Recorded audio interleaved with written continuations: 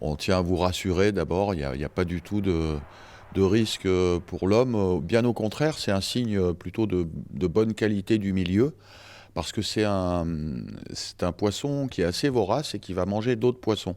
Il est au sommet des chaînes alimentaires, un peu comme le mérou, et on dit souvent quand le mérou va, tout va.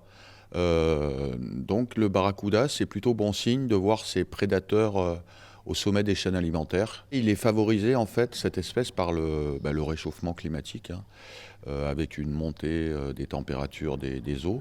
Ça favorise son expansion. C'est une espèce qui est vraiment locale, hein. Il a toujours existé, il a été décrit il y a pratiquement 2 siècles déjà dans le golfe de Gênes.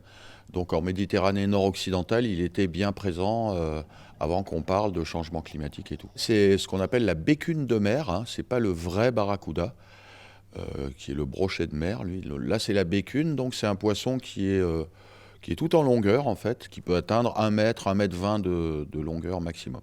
La plus grosse population établie, c'est chez nos voisins dans le parc des Calanques, autour de l'archipel de Riou, où il y a à peu près, les recensements indiquent à peu près 700 individus. Donc ça peut paraître beaucoup, mais c'est pas non plus une armée, hein. Sur la côte bleue, nous, les populations sont plus discrètes parce qu'on est dans un régime de température un peu plus froide.